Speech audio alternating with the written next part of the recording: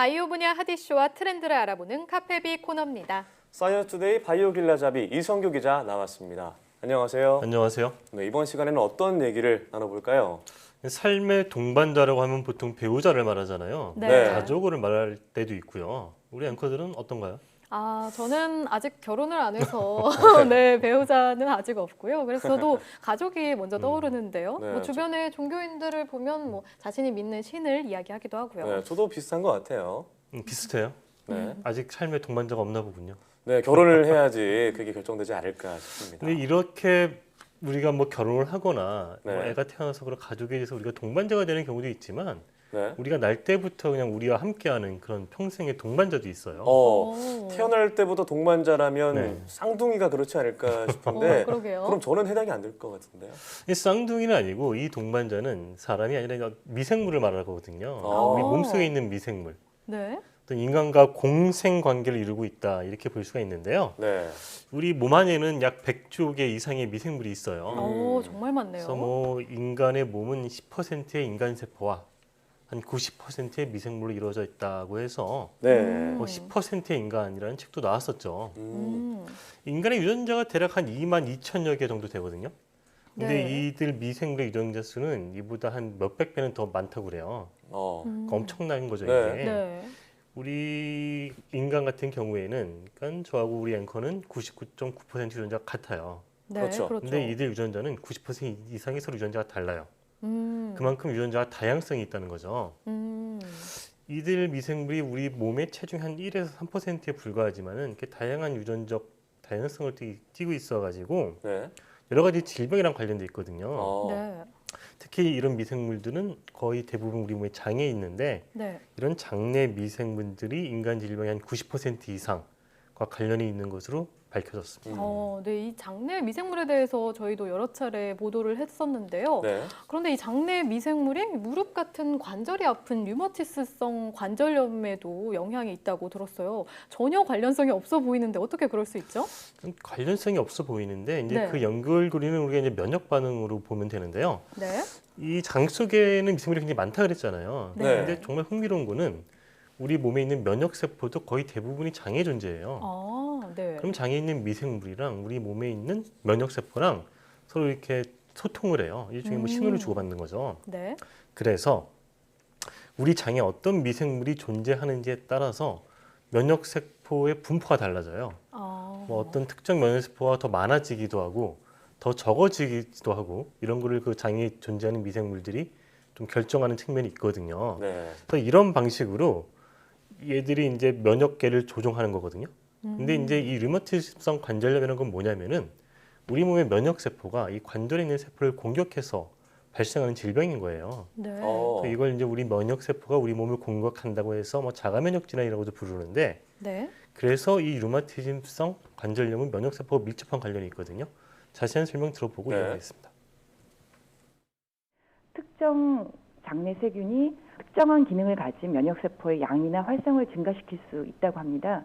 그래서 만약에 증가된 면역세포가 주로 염증 반응을 일으키는 세포면 염증성 질환 같은 것들에 취약해질 수 있고 반대로 어떤 특정 장내 세균이 염증 반응을 완화시키는 종류의 면역세포를 증가시키게 되면 관절염과 같은 면역 질환을 호전시킬 수도 있겠죠. 그러니까 정상적인 경우에는 장내 미생물의 분포가 이렇게 고루고루 돼 있어가지고 면역 반응이 제대로 이루어지는데 네. 어떤 뭐 특정 미생물이 좀 더 많아지거나 적어지거나 하면은 이게 이제 문제가 된다는 거죠. 네.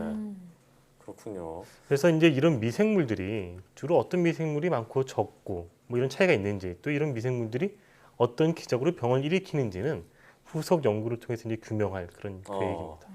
네, 노인분들 이제 100명 가운데 1명꼴로 걸린다는 류마티즘성 관절염. 네.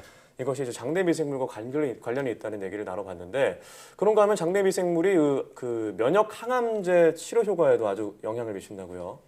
이 면역 항암제는 이제 카페에서도 몇 차례 제가 얘기를 했었는데요. 네. 쉽게 얘기를 하면 이제 면역 세포가 암 세포를 이렇게 잡아내서 공격하는 그런 기능을 좀 강화해 주는 약물이다. 이렇게 이해할 수가 있어요. 네. 이 암 세포는 이제 우리 몸의 면역 세포가 이렇게 감시하는 기능을 회피하는 능력이 탁월하거든요. 네. 그렇죠. 그래서 이 약물은 그런 회피하는 기능을 붕괴시키는 그런 작용을 하는 거예요. 음. 근데 이 약물 자체가 면역 세포를 건드리는 거잖아요. 네. 근데 이제 앞서 이 관절염 얘기를 하면서 장내 미생물이 면역 반응을 건드린다 그랬잖아요. 그렇죠. 네. 그래서 이제 두 개의 연골고리가 있는 건데요. 네.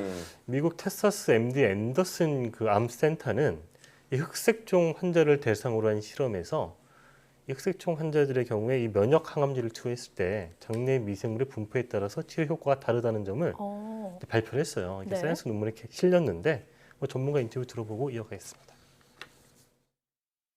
환자들마다 치료 효과가 다른데 그 원인을 찾아다 보니까 장내 세균의 종류들을 다르게 가지고 있어서 그렇다라는 연구 결과들이 있고 치료 효과가 좋은 환자에게서 많이 발견되는 그런 어떤 장내 세균을 같이 넣어주면 치료 효과가 없던 사람에게서도 좋은 치료 효과가 있지 않을까 하는 그런 예상을 하고 이런 연구들을 진행 중에 있습니다.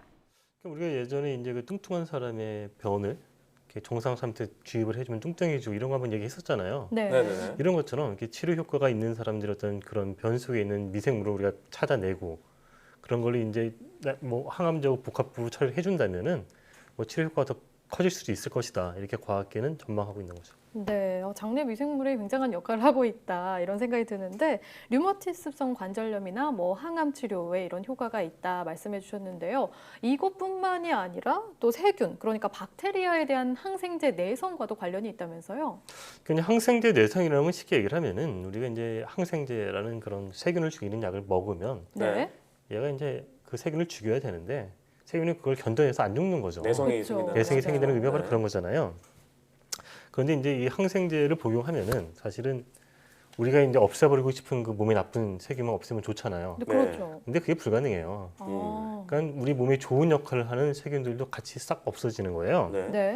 그래서 몸에 좋은 하는 세균은 없어지는데 이 항생제 내성을 띠는 몸에 나쁜 세균들은 거기 살아남잖아요. 네. 그럼 얘들은 이제 살아남으니까 증식해서 막 그럴 거 아니에요? 그래서 이런 것이 부작용으로 나타날 수가 있는 거예요. 그렇군요. 그렇다면 이런 항생제 복용으로부터 우리 몸을 좀 건강하게 지키는 방법은 어떤 게 있을까요? 뭐 예를 들면은 뭐 이렇게 클로스트리디움 디피실리 균형 같은 경우는 내생균으로 이것 때문에만 3만 명이 매년 죽는다 그러거든요.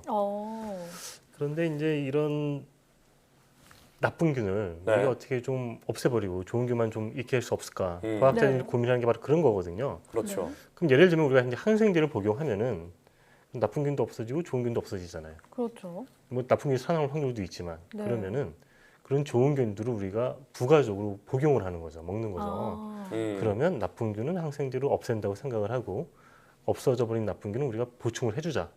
뭐 이런 연구가 진행되고 있습니다. 네, 나쁜 균만 죽이기 힘드니까요. 네. 그런 식으로 복용을 한다라는 건데요. 네. 이게 조금 더 발전을 하면은 우리 몸에 이제 그런 좋은 균 있잖아요. 그런 좋은 균이 어떤 건지를 우리가 이제 이걸 규명을 하고 네. 그럼 도대체 이 미생물이 어떤 물질을 분비를 해서 이런 이로운 작용을 하는지까지 그런 어떤 분자적인 수준의 연구가 진행이 된다면은 이제 우리가 균을 복용하지 않고 알약을 먹는 것처럼 그런 균 속에 있는 유용한 성분만 이렇게 약물로 개발을 해서 이렇게 복용할 수도 있게 되는 거죠. 네, 그렇군요. 우리 몸에서 장내 미생물이 이렇게 여러 가지 질병과 연관이 되어 네. 있으니까 이것을 활용해서 치료 효과를 볼 수가 있다. 네, 이런 말씀이셨는데 이렇게 장내 미생물의 중요성이 최근에 부각되면서 제2의 장기다 이렇게 불리기도 있다고 하더라고요. 관련 연구가 활발히 진행돼서 여러 가지 우리 질병들이 많이 네. 치료가 됐으면 좋겠다는 생각이 듭니다. 오늘 이야기 잘 들었습니다.